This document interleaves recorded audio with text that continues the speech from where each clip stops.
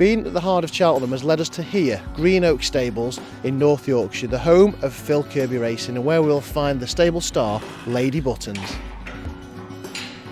Lady Buttons became a serious festival candidate when winning really impressively at Newbury's Winter Festival. Yeah, she was class that day. It was we took a bit of a chance, hoping that she was going to be competitive off the mark, because that was the first time in a handicap and against boys as well. But she did it really well, and she loved the ground, and she jumped really well that day as well. Lady Buttons has proven to be equally adept over both hurdles and fences, although she's rated slightly better over the larger obstacles. Would her trainer agree? Yeah, I think it's probably right. I think she deserves to be a little bit higher, because obviously she's done very, very little wrong over fences. But I think probably a mark over hurdles has been a bit on the lower side, because she's always run against mares, and she tends to be one of the higher rated mares in all them races. So it's been kept fair enough, as throughout the last couple of years. There's not been any hiccups anywhere, apart from I suppose the ground was a bit quicker than we wanted in certain times. But she does handle better ground, so it's not like we can't run on it. It's just obviously she's a good horse, and we want to keep her on the safest ground we can.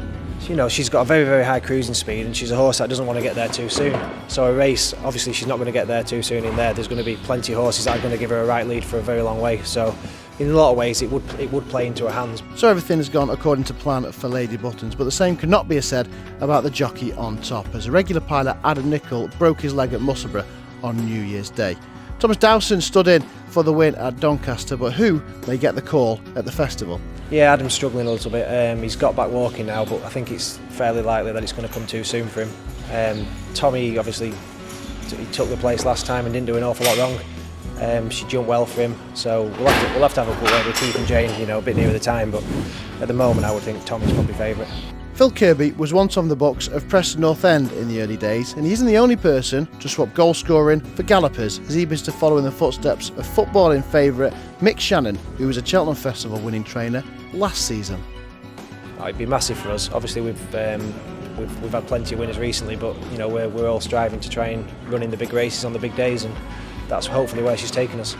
And what's the feeling around the yard in general, this close to the festival? It's great at the moment. We've got a few, we only have one entry. This time we've got 4 or 5 entries, and we're going there with bits of chances, which is really good for everybody. So as you can see, Lady Buttons is quite the star here at Green Oak Stables and takes everything in her stride. But does the trainer have any worries about the occasion at the Cheltenham Festival?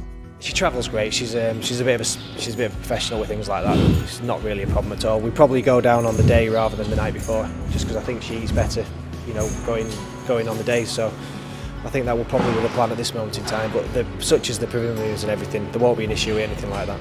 Lady Buttons is a lovely, uncomplicated mare with a beautiful temperament, and both her trainer and all the staff here at Green Oak Stables are hopeful she shines brightly on the track at Cheltenham.